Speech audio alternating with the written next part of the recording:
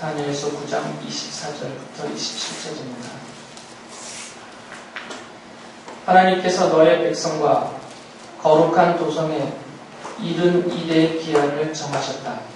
이 기간이 지나가야 반역이 그치고 죄가 끝나고 속죄가 이루어지고 하나님이 영원한 의를 세우시고 환상에서 보이신 것과 예언의 말씀을 이루시고 가장 거룩한 곳에 기름을 부으며 거룩하게 구별하실 것이다. 그러므로 너는 다음과 같은 사실을 깨달아 알아야 한다. 예루살렘을 보수하고 재건하라는 말씀이 내린 때로부터 기름을 부어 세운 왕이 오기까지는 7이래가 지나갈 것이다. 그리고 62이래 동안 예루살렘이 재건되어서 거리와 성곽이 완성될 것이나 이 기간은 괴로운 기간일 것이다. 62이래가 지난 다음에 기름을 부어서 세운 왕이 부당하게 살해되고 아무도 그의 임무를 이어받지 못할 것이다. 한 통치자의 군대가 침략해 들어와서 성읍과 성전을 파괴할 것이다. 홍수에 침몰되듯 성읍이 종말을 맞을 것이다. 피할 수 없는 전쟁이 끝까지 계속되어 성읍이 황폐하게 될 것이다. 침략하여 들어온 그 통치자는 뭇 백성과 더불어 한 이래 동안의 굳은 언약을 맺을 것이다.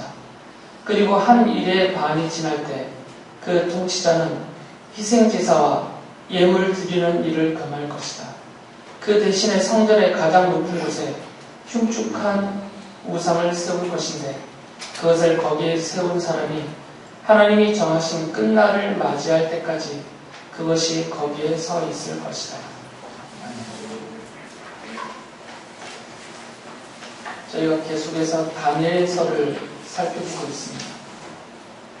자주 말씀을 드렸듯이 이 다니엘서에 있는 내용들이 그 당시에 벌어진 어떤 역사적인 사건에 대한 설명도 포함이 되어 있지만 후일에 더 나아가서는 세상 끝날에까지 그 시점을 멀리 내다보고 묵시적으로 계시적으로 기록해놓은 성경책이기 때문에 해석하는 것이 쉽지는 않습니다. 다니엘서 중에 특히 지금 제가 읽어드린 72개에 관한 해석은 그 중에서도 더 난해함이 깊기 때문에 여러분이 정말 이렇구나라고 완전히 이해하실 수 있을 정도로 다른 반론과 다른 이견이 없을 정도로 제가 완벽하게 설명해 드리기는 어렵습니다. 이거는 오랜 세월 동안 성경을 연구한 수많은 성경학자들도 이르지 못한 그런 결론이기 때문에 제가 그분들을 감히 뛰어넘어서서 이렇습니다라고 단언할 정도의 그런 결론을 내려드리지는 못하고요. 다만 늘 그렇듯이 성경적으로 볼 때 그 와중에 최선의 답은 이것이지 않을까 하는 정도의 수준에서 제가 오늘 말씀을 드리려고 해요. 이 9장 전반부에 보면 1절부터 19절까지의 내용을 읽어보시면 다니엘이 기도를 하고 있습니다. 다니엘은 기도의 사람이죠. 그는 늘 하루에 3번 아침, 점심, 저녁에 늘 기도했던 사람이에요. 늘이죠. 매일 항상 했다는 것입니다. 그리고 이 3번뿐만 아니라 사건이 있을 때마다 또 어떤 문제가 생겼을 때마다 하나님 앞에 특별히 기도했던 그런 기도의 대표적인 인물이죠. 다니엘이 기도하고 있었던 내용은 2가지입니다. 그거는 이제 이 다니엘서 9장 20절에 그 기도의 내용을 다니엘이 많이 써요. 2가지를 기도합니다. 19절 끝의 내용은 길지만 그 긴 기도 내용을 정리하면 2가지의 제목이에요. 첫째는 죄의 용서에 대한 것이고 두 번째는 성전 재건에 대한 것입니다. 다니엘이 하는 이 기도를 보면 먼저는 자신이 지은 죄에 대해서 하나님의 용서를 구하죠. 그리고 더 나아가서 자기의 민족이 지은 그 죄에 대해서 하나님의 용서하심을 구합니다. 다니엘이 이같이 죄의 용서를 구하는 이유는 이스라엘 사람들이 나라를 잃고 이 바빌로니아 땅에 포로로 끌려와서 70년 동안이나 포로 생활을 하게 되는 이 일은 죄에 대한 하나님이 내리신 벌이다라고 생각하기 때문이야. 그것은 이미 예언자들을 통해서 하나님이 알려주셨기 때문에 다니엘은 그렇게 믿고 있죠. 그래서 자신이 지은 죄와 자신이 속한 그 이스라엘 사람들, 민족이 지은 죄에 대해서 하나님이 이 내리신 벌을 용서하시고 거두어 주시기를 지금 기도하고 있어요. 그리고 두 번째는 같이 연결은 되지만 예루살렘에 다시 성전을 지을 수 있게 해주세요 라는 기도를 하고 있죠. 예루살렘에 있었던 성전이 파괴된 것은 결국 그들의 죄 때문이다라는 것을 알고 있어요. 그래서 죄 용서와 성전 재건은 한 짝이 되죠. 두 가지로 내용상은 다르지만, 그래서 이 두 가지를 놓고 하나님 앞에 기도하고 있었습니다. 우리의 죄를 용서해 주세요. 그리고 예루살렘의 성전을 재건할 수 있게 해주세요. 이렇게 기도를 하고 있을 때 하나님께서 가브리엘을 보내셔서 다니엘에게 그 기도에 대한 응답을 전해주게 하십니다. 참고하시라고 말씀을 드리면 성경에 나타나는 천사들의 우두머리, 우리가 소위 천사장이라고 부르는 분들은 두 분밖에 없습니다. 지금 말씀드린 가브리엘과 또 뒤에 나오는 미카엘입니다. 이 두 분만 우리가 갖고 있는 66권 정경, 이 성경 안에 등장하는 천사장이에요. 다른 외경에서 언급되는 5명의 천사장의 이름은 정경에 들어있지 않기 때문에 그분들을 7 천사장이다 해서 높일 필요는 전혀 없습니다. 로마 가톨릭이나 아니면 외경과 유대의 전설을 받아들이는 사람들은 나머지 5분의 천사장의 이름을 합쳐서 하나님의 수는 7이니까 이 7 천사장을 함께 높이는 그런 천사 숭배에 빠져 있는데 그런 짓을 하면 안 되고, 이분들은 하나님이 부리시는 종에 불과하죠. 물론 신분이 천사장이라는 높음이 있긴 하지만 하나님이 쓰시는 종, 도구에 불과하기 때문에 천사들은 숭배 대상이 되지 않습니다. 그것은 하나의 우상 숭배죠. 마찬가지로 가브리엘이나 미카엘도 숭배 대상으로 삼으면 안 됩니다. 그래서 가브리엘 이름으로 기도하고 미카엘의 이름으로 기도하고 뭐 그분들에게 도와주세요 하는 간구를 하고, 이런 것들은 다 사도 바울이 서신서에서 언급한 천사 숭배라는 우상 숭배에 해당하기 때문에 그분들을 고귀하게 여기는 것은 좋지만 숭배 대상으로 삼아서는 안 됩니다. 참고하시라고 드린 말씀이고요. 그래서 하나님이 가브리엘을 다니엘에게 보내셔서 이제 다니엘의 기도에 대한 하나님의 응답, 그것을 전하게 하시죠. 그 응답하시는 내용이 제가 읽어드린 이 지금 본문의 내용들입니다. 핵심은 그것이죠. 언제예요? 다니엘이 알고 싶었던 것은 언제입니까? 하나님이 우리의 죄를 용서해 주시는 날이 언제입니까? 그리고 그 죄 용서로 인해서 예루살렘의 성전을 재건하게 되는 그때가 언제입니까? 완전한 속죄, 그리고 다시는 파괴되지 않은 완전한 형태로서의 성전 재건, 그것이 이루어지는 때는 언제입니까? 이것을 기도했던 것이거든요. 그래서 하나님이 그 때를 알려주세요. 내가 완전히 죄 용서를 하고 완전한 성전이 재건되게 하는 그때는 이때다라고 설명해 주시는 것이죠. 그래서 하나님이 이렇게 말씀을 하시죠. 24절에 보면, 9장 24절 보시면 하나님께서 너의 백성과 거룩한 도성에 이른 일의 기한을 정하셨다. 하나님이 정해 놓으셨다는 거죠. 그 때를.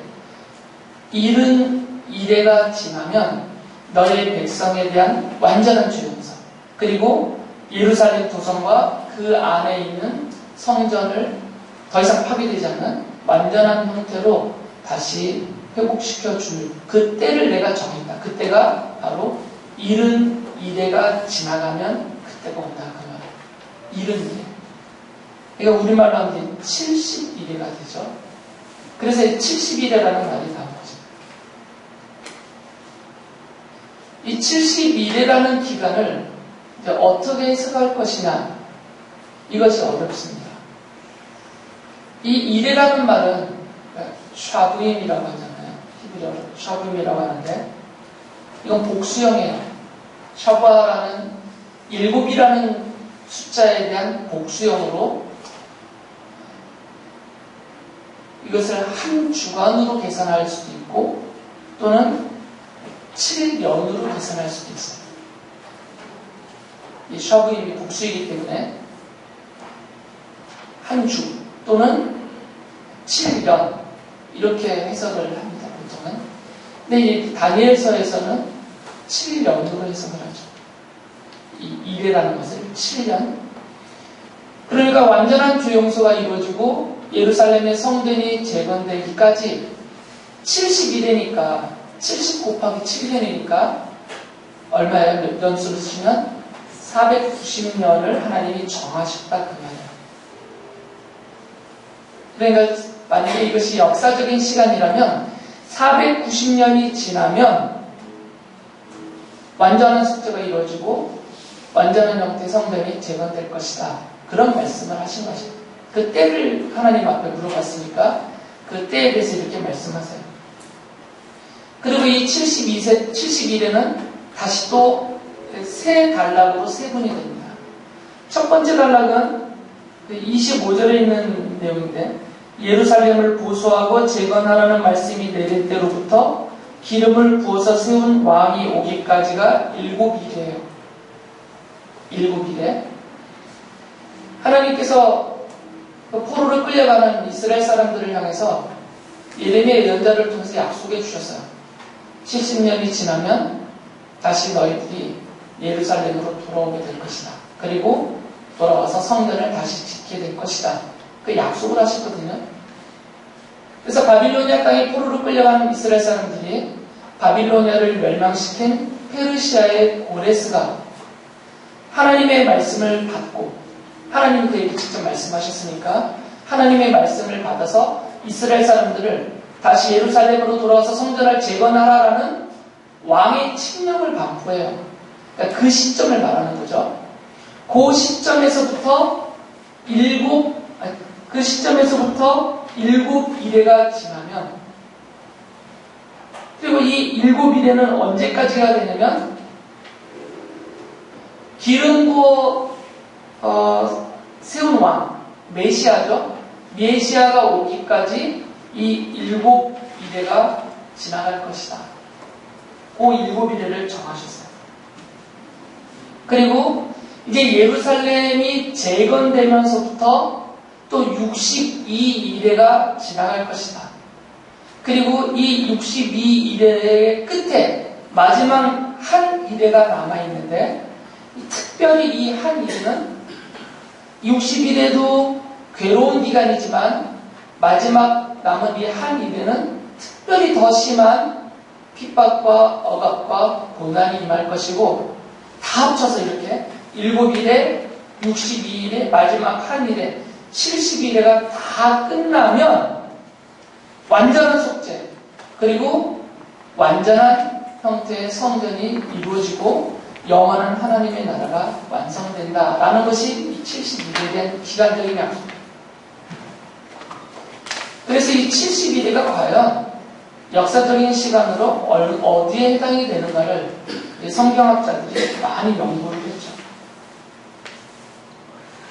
제가 미리 이렇게 딱 잘라서 말씀을 드리면 그 연구는 성공적이지 못합니다. 이 70일이라는 기간을 전통적으로는 역사에서 실제적으로 일어나는 역사적인 시간으로 봐요. 그래서 첫 번째 7일을 70년 곱하기 7에서 490년으로 실제로 계산을 했어요. 성경학자들이. 그래서 바빌로니아 땅에서 예루살렘으로 귀환하는 고레스의 칙령에 반포된 그 시점부터 7일을 70년 곱하기 7로 해서 490년이 흐른 시점을 잡았던 거죠. 이 시점이 예수께서 십자가에 못 박혀 죽으신 때다라고 이 역사적인 시간을 계산해서 맞췄어요. 대충 맞아 떨어집니다. 대충 정확하지는 않아요. 이분들의 계산법에 의하면 엇비슷하게 맞아요. 이것을 받아들인다고 쳐도 물론 저는 탐탁진 않습니다. 왜냐하면 성경에 대충 이런 건 없어요. 왜냐하면 이 때는 하나님이 정하신 때니까 정확해야 되지 않겠어요? 하나님이 그 정하신 때를 대충 정하시진 않잖아요. 어느 기간을 정하셨다면 그것은 명확해야 돼요. 정말 그때, 그 날짜, 그 시점에 그것이 이루어져야 되죠. 하나님이시니까.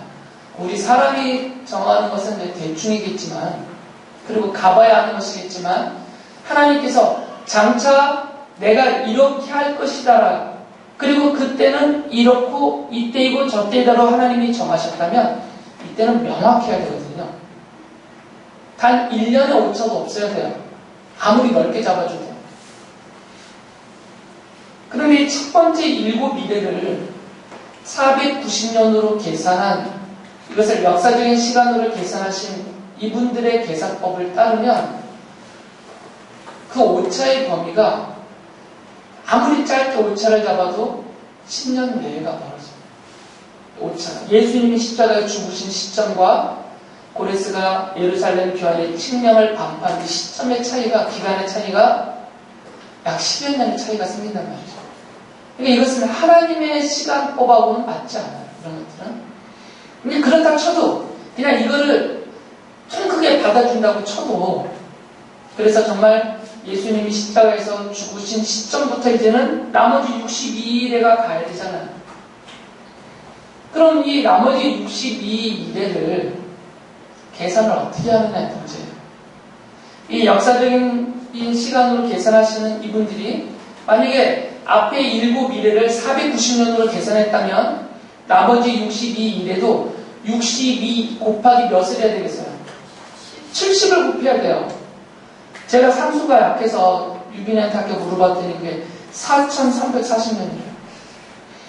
그러니까 예수님이 십자가에서 죽으신 시점부터 4340년이 흘러야 돼요. 4340년이 흐르고, 그리고도 아직 한 이대가 또 남았죠. 70년이. 이렇게 따져서 지금 이 인류가 마지막 때 예수님이 재림하셔서 세상의 모든 역사가 끝나는 그 종말, 그 시점까지를 산정해 나가는 거죠. 계산. 근데 이렇게 계산법을 세우다 보니까 어떤 문제가 생기냐면, 이게 언제 올 줄 모르잖아요. 언제 올 줄 모르는데 당장 오늘을 살고 있는 사람들 시점에서 볼 때 자기 마음대로 말할 수 있다는 거죠. 이것을.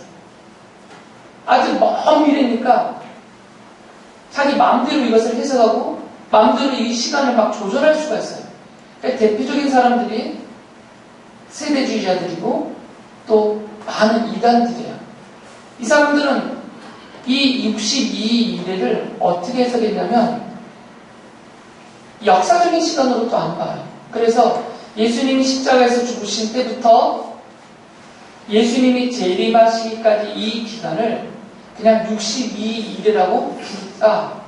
그것은 상징적인 어떤 이 기간을 일컫는 상징일 뿐이다. 이렇게 또 마음대로 해석을 해요.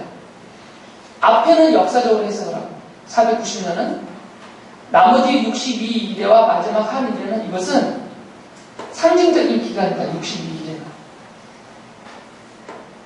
그랬다가 마지막 또 이 한 일에는 70년도 아닌 7년으로 해석을 해요. 이 샤브임은 7년으로 해석도 할 수 있거든요. 7일, 7년, 70년 이렇게 해석할 수 있어요. 단어 자체가. 그럼 마지막 한 일에는 앞에서는 다 70으로 계산했다가 중간에는 그냥 상징적인 어떤 기간으로 추상적으로 해석했다가 마지막 한 일에는 또 7년으로 줄여요. 그래서 7년 대환란설이 나오는 거예요. 많이 들어보셨죠? 7년 대환란설.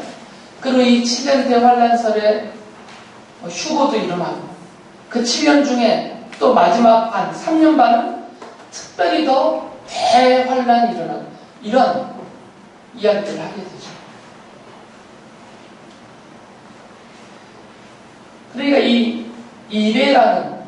71회라는 이 기간을 자기의 주장에 맞게 또는 자기가 그것으로 인해서 어떤 얻고자 하는 이득 이런 것들을 위해서 임의대로 이랬다 저랬다 막 바꾸면서 해석을 하고 있다는 것이죠. 이게 마음에 안 들죠.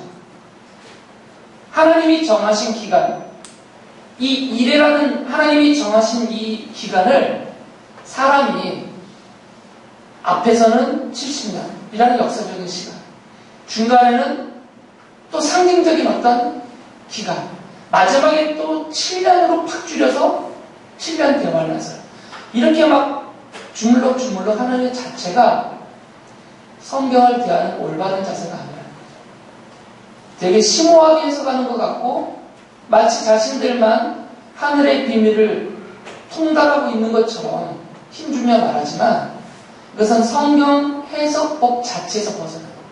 성경은 그렇게 해석하면 안 됩니다. 자기 마음대로.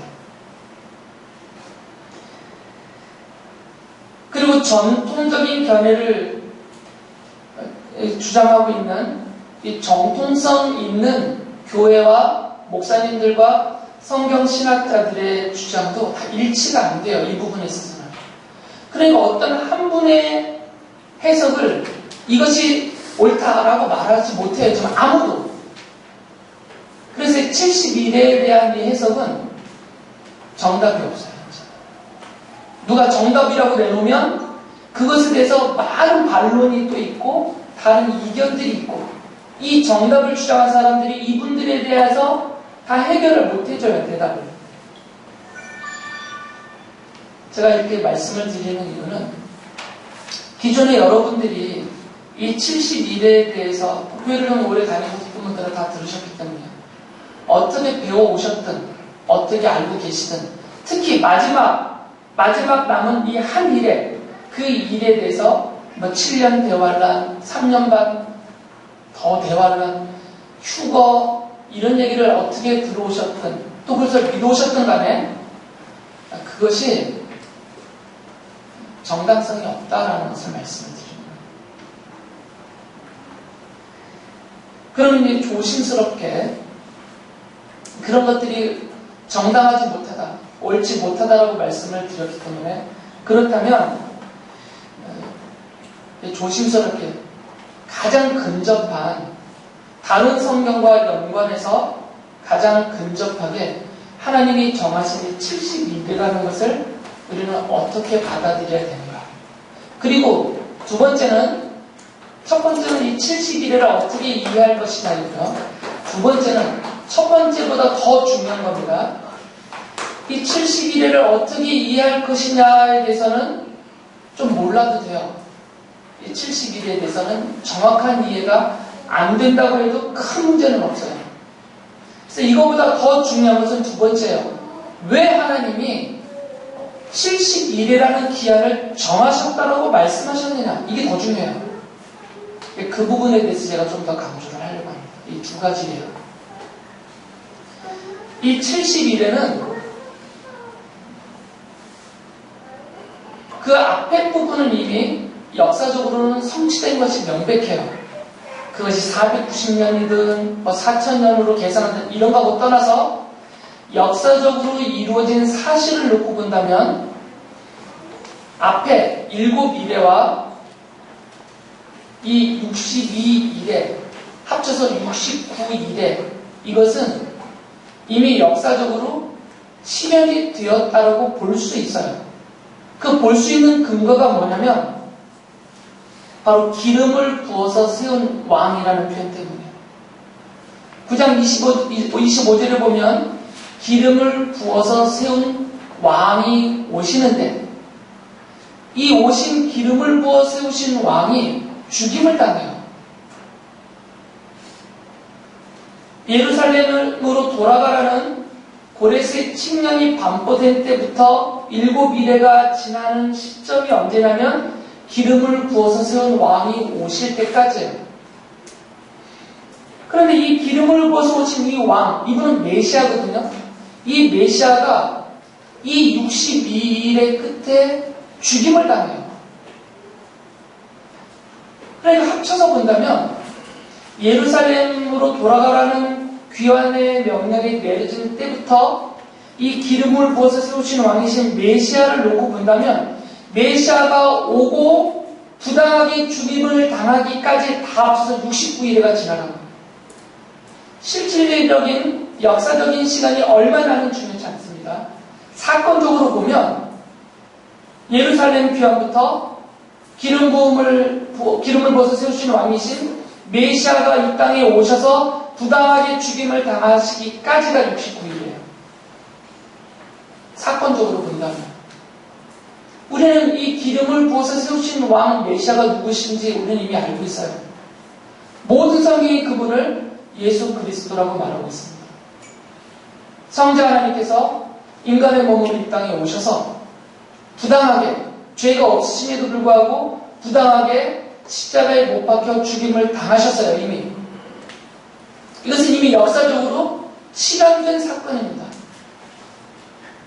그래서 이 예루살렘 귀환 명령이 내려진 시점부터 부당하게 이 기름을 부어 세운 왕이 죽임을 당한 이 시점까지를 69일이라고 지금 분명히 하나님이 말씀해 주셨는데, 그러니까 이 기간 69일에가 몇 년이냐라는 것은 중요치 않아요. 그게 몇 년이냐, 역사적인 시간으로 몇 년이냐 이것은 중요치 않고 역사적으로 실현된 사건으로 본다면 이미 실현이 되었다는 얘기예요. 그러니까 다시 드리는데 이 69일이라는 기간을 역사적인 시간으로 계산하면 안 맞아요. 그래서 이것이 어떤 수로 계산해도 안 맞는단 말이죠. 7년으로 계산해도 안 맞고 70년으로 계산해도 안 맞아요. 이 기간 자체가.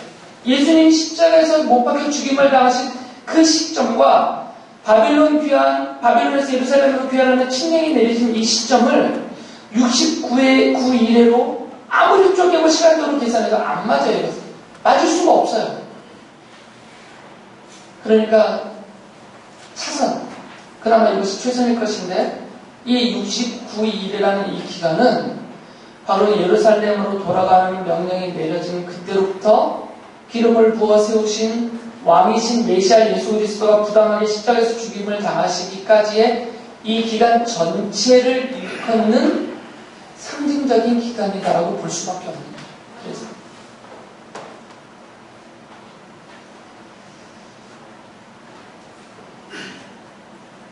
여기서 끄떡끄떡을 해주셔야 제가 힘을 받는데 다른 이견이 있으신가요? 꼭 이것을 역사적인 시간으로 봐야만 된다라고 생각하시는 건 아니겠죠? 그렇게 볼 때만 이 사건적인 어떤 기간으로 봐야만 그 다음으로 넘어갈 수 있어요. 안 그러면 못 넘어가요. 이거 해결할 때까지. 날짜 짜맞추기 할 때까지. 그 다음으로 넘어갈 수가 없습니다. 그리고 맞춰지지가 않아요. 실제로. 특히 이 중에서 그 마지막 한 일의 반, 이 한 일회가 원래 앞에서부터 계산하면 70년이 돼야 되는데 이 종말론을 주장하는 이 극단적인 종말론주의자들은 이 한 일회를 7년으로 줄였다 그랬잖아요. 그래서 7년의 반이니까 3년 반이죠. 이 3년 반은 아주 대환란의 시기다. 그래서 이 기간에는 우리에게 와야만 구원을 받는다. 우리에게 와야만 함께 휴거된다. 막 이렇게 막 주장을 했었어요. 세대주의자들이나 이단들이나. 그렇게 말하려고 했던 게 뭐냐면 이 다니엘서 7장 25절 때문에요. 저번 주에도 말씀드렸듯이 이 한 일의 반은 다니엘서 7장 25절에서 언급하고 있는 한 때와 두 때와 반 때와 같은 기간이에요. 7장 25절을 보시면 그가 가장 높으신 분께 대항하여 말하며 가장 높으신 분의 성도들을 괴롭히며 정해진 때와 법을 바꾸려고 할 것이다. 성도들은 한 때와 두 때와 반 때까지 그의 권세 아래에 놓을 것이다. 한 때는 1년입니다. 한 때. 그 다음에 두 때니까 3년. 그리고 반 때니까 3년 6개월이잖아요. 이게 지금 마지막 한 일의 반을 3년 반으로 산정한 근거예요. 이분들이. 잘못된 주장을 하신 이분들이. 다니엘서 7장 25절에서 지금 한 일의 반과 한 때와 두 때와 반 때는 같은 기간을 말하는 거거든요. 핍박의 때를. 7장 25절에서 이것을 3년 반이라고 말했으니까 이 한 일의 반도 3년 반이어야만 된다. 그러니까 한 일회를 70년이 아닌 7년으로 산정해야 된다. 이렇게 돼버린 거죠. 자기네 마음대로 말하는 거죠. 근데 지난주에도 말씀을 드렸듯이 이 7장 25절의 한 때와 두 때와 반 때는 3년 6개월이 아닙니다. 2300일이 실제적인 2300이라는 날수를 말하지 않았듯이 이 3년 6개월도 실제적인 역사적인 시간으로서 3년 6개월을 말하지 않아요. 이것은 성도들이 믿음을 지키며 주님이 오시는 재림의 날까지 이 땅에서 살아가는 그 모든 기간을 일컫는 말이거든요. 그 고난 중에 있는 그 기간. 그러니까 이렇게 해석하면 안 된다는 것입니다. 그래서 말씀드렸듯이 차선책으로 해석을 해요. 차선책으로 해석을 하려면 12장 4절의 말씀을 봐요. 12장 4절을 보면 이렇게 말씀하셨어요. 지금 이 한때, 두때, 반때를 포함한 이 모든 묵시, 모든 하나님의 말씀을 이렇게 하라 하셨어요. 12장 4절을 보면 그러나 너 다니엘아 너는 마지막 때까지 이 말씀을 은밀히 간직하고 이 책을 봉하여 두어라 라고 말했습니다. 지금 다니엘이 받은 말씀을 썼어요. 지금 책으로. 그런데 그 책은 봉해야 된다고 하셨어요. 마지막 때까지. 마지막 때까지요. 주님이 재림하시는 마지막 이 시점. 주님이 재림하시는 날, 그날이 가까운 이 시점 때까지 이것을 종말이라고 그러잖아요. 이 마지막 때까지는 이거를 봉해 놓으라고 했어요. 봉한다는 것은 언젠가는 열린다는 거겠죠. 제가 너무너무 잘 까먹기 때문에 제 아내가 막 써놓기까지도 하는데 매실을 담거나 뭐 하면 매실 넣고 설탕 넣고 매실 넣고 설탕 이렇게 담으면 거기서 이제 원액을 뽑기 위해서 그 위를 꽁꽁꽁 봉하잖아요. 여러 가지 방법으로 꼭 봉해 놓습니다. 이것을 봉할 때는 기간을 정해놓고 봉해요. 이거 뭐 천년만년 주님 오시는 날까지 봉해 놓고 있어요. 매실을. 길어야 6개월 아니에요? 3개월 또는 6개월? 6개월인가요? 3개월? 3년? 그렇게 오래 되냐? 뭐 하여튼 3년이라고 치고. 그럼 어쨌든 아무리 많이 보내도 3년이잖아요. 그래서 날짜를 쓰잖아요. 계산해서.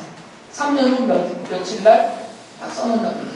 그럼 그 날짜가 되면 이건 이제 이 봉이 풀리는 거죠. 그러니까 봉한다는 얘기는 열린다가 전제되어 있어요. 그리고 그것을 여는 날짜가 정해져 있는 것이죠. 그래서 하나님 이렇게 말씀하신 거예요. 때를 정해주세요. 마지막 때. 이 마지막 때에는 마지막 때가 되면 지금 네가 받아 기록하고 있는 이 계시, 이 책이 그때가 돼야만 열린다라는 거죠. 그 전까지는 봉해져 있기 때문에 봐도 모르고 알려지지도 않는 것이죠. 이런 것을 묵시라고 해요. 묵시. 묵시는 봉해놓은 계시다라는 뜻이에요. 성경에는 이 묵시로 봉해놓은 성경이 하나가 더 있죠. 요한계시록이에요. 그래서 요한계시록도 예전에는 묵시록이라고 불렀어요. 정해진 때까지는 열리지 않는 말씀이에요. 다니엘서의 이 계시도 바로 그거라는 거죠. 하나님이 묵시로 묶어버리셨어요. 정하신 그 때가 되어서 이것이 열리고 알려지고 해석되어지고 이해될 때까지. 요한계시록은 묵시록이기 때문에 요한계시록을 해석하는 성경학자들은 공통되게 요한계시록 해석 방법으로 공통되게 쓰는 것이 있어요. 요한계시록에 등장하는 숫자들은 상징적으로 푼다. 이게 정통적인 모든 성경학자들이 요한계시록을 해석할 때 쓰는 방법이에요. 요한계시록에 나오는 수는 거의 다를 상징적으로 해석합니다. 특정한 무엇을 가리키는 상징적인 숫자로. 묵시이기 때문에. 같은 성격의 같은 성격으로 다니엘서도 묵시이기 때문에 다니엘서에 등장하는 숫자 또한 상징적으로 해석을 해야 됩니다. 그래서 이것이 역사적인 실질적인 수라면 묵시가 아니에요. 지금 당장 보고 당장 실현되고 당장 알 수 있기 때문에 묵시가 아니죠. 그것은. 그래서 다니엘에게 하나님이 말씀하실 때 이것은 마지막 때까지 봉하여 줄 계시다라는 거예요. 그래서 마지막 때가 되면 열린다는 거죠. 그래서 이 72회라는 이 수는 묵시적으로 해석을 해서 실제적인 역사적인 시간으로 보면 안 된다는 거죠. 그것은 상징적인 숫자들입니다. 특정한 어떤 사건과 어떤 사건이까지의 그 기간, 이것을 상징적으로 말하는 수다라고 봐야만 해석이 돼요. 그래서 69일에는 바빌로니아에서 예루살렘으로 귀환하라는 명령이 내려졌을 때부터 기름 부어 세우신 왕이 이 땅에 오셔서 부당하게 죽으시기까지의 그 기간을 상징적으로 가리켜서 69일이라고 부른 것이고, 이때부터 주님이 부당하게 죽임을 당하시고 부활하시고 승천하여 하늘의 하나님 자리에 본래 자리에 오르신 그날부터 약속하신 대로 다시 이 땅에 재림하실 때까지, 이때가 마지막이잖아요. 이때까지 이 기간을 남은 한 일이라고 부르는 거죠. 그러니까 마지막 남아있는 69일에는 이미 역사적으로 실현이 됐으니까 이건 명백해요. 역사적으로 실현이 됐어요. 기름 부어 세우신 왕이신 예수님이 부당하게 십자가에서 죽으심으로 역사적으로 이것은 완성된 계시예요. 나머지 한 일회가 아직 남았단 말이죠. 그러니까 나머지 한 일회는 7년도 아니고 70년도 아니고, 이것도 같은 묵시적인 해석으로 예수님이 십자가에서 죽으시고 부활하시고 승천하신 그 시점부터 예수님이 재림하시기까지 그 기간 전체를 가리키는 상징적인 수다라고 봐야만 된다는 겁니다. 이렇게 보면 지금 우리는 어디에 살고 있는 것이에요? 나머지 한 미래에 살고 있는 성도들인 것이죠. 이 나머지 한 미래에 살고 있기 때문에 이 나머지 한 미래 동안 일어날 것이라고 하신 그 상태 소리가 살고 있어요. 나머지 한 일에 어떻게, 이 기간은 어떤 기간이라고 했어요? 괴로운 기간이다라고 말씀하셨어요. 다니엘서에서. 그래서 우리가 좀 괴롭게 살고 있는 거죠. 성도임에도 불구하고, 구원받은 하나님의 자녀임에도 불구하고 이 땅에 살고 있기 때문에 이 땅에 사는 이 한 일의 기간은 괴로운 기간이에요. 육체적으로 괴롭고, 물질적으로 괴롭고, 정신적으로 괴롭고, 인간관계에서 괴롭고, 더 나아가서 믿음을 지키려고 괴로움을 당하고 있어요. 괴로운 기간을 보내고 있는 것이에요. 그러니까 이 기간을 행복한 기간, 예수님 믿으면 모든 면에서 만사형통되고 행복하고 마치 지상 천국을 누리는 듯한 그런 생각으로 이 기간을 보내겠다고 하면 성경을 잘못 보신 거죠. 성경은 그렇게 말하지 않습니다. 성도가, 믿음을 가진 성도가 성도로서 이 땅에 살고 있는 이 기간은 남은 한 일의 기간입니다. 이 기간은 괴로운 시간입니다. 그 중에서도 특히 그 한 일의 반, 이건 시간적으로 3년 반이 아니라고 말씀드렸어요.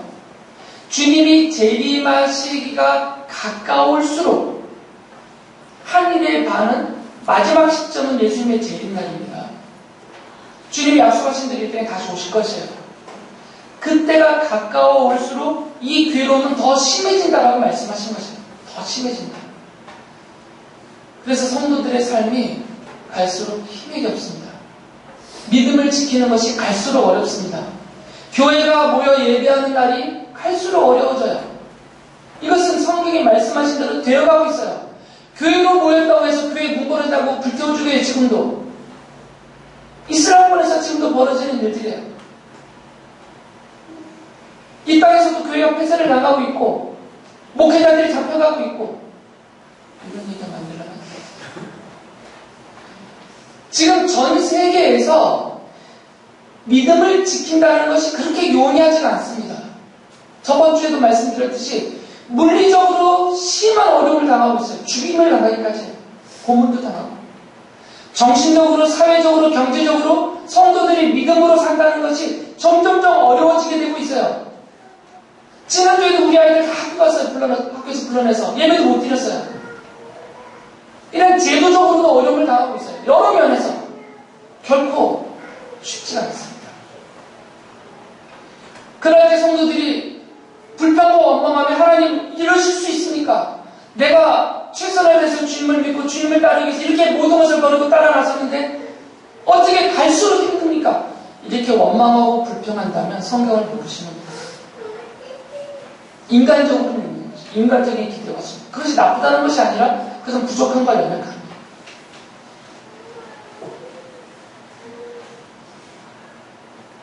그럴 때 다니엘도 똑같은 생각을 할 것이기 때문에 하나님께서 이런 약속을 해주셨어요.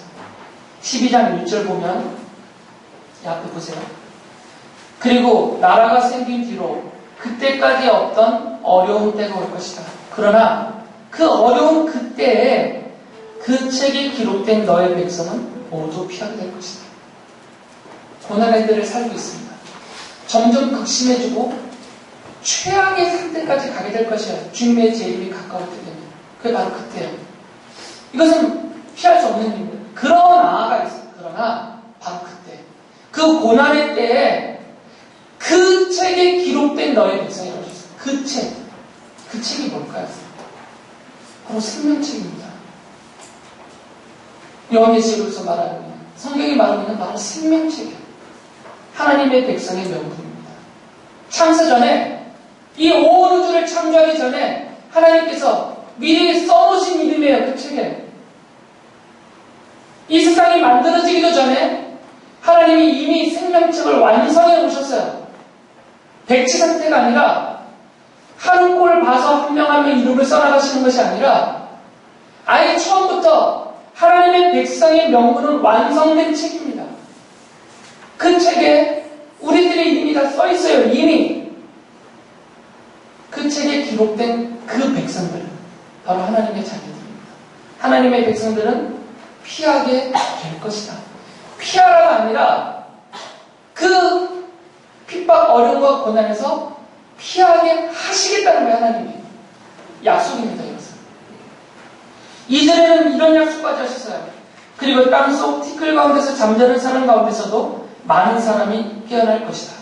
그들 가운데서 어떤 사람은 영원한 생명을 얻을 것이며 또 어떤 사람은 수치와 함께 영원히 모욕을 받을 것이다.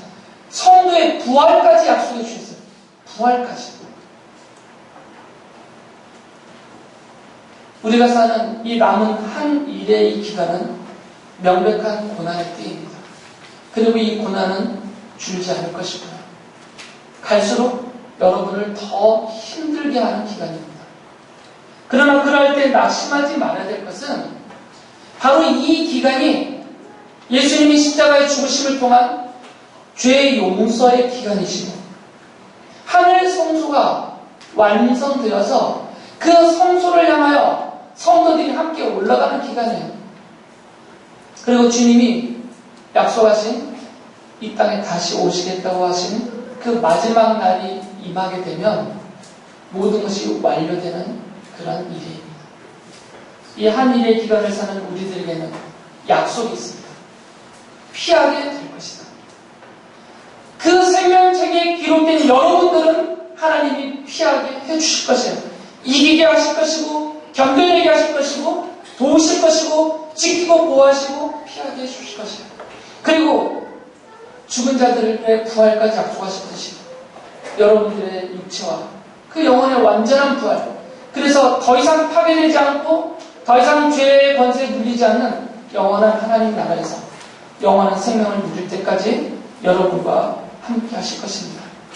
다니엘서는 이 약속을 믿고 다니엘이 그랬던 것처럼 다니엘의 세 친구가 그랬던 것처럼 이들은 본보기로 보여주신 것이에요. 이들의 위임 정기를 써놓은 것이 아니라 그들의 믿음을 본보기로 삼아서 이 고난의 시절에 우리도 그 믿음으로 주님을 믿고 섬기고 의지하며 살아가기를 바라시는 주님의 뜻을 깨닫고 받고 그렇게 믿음으로 사는 여러분들 되시길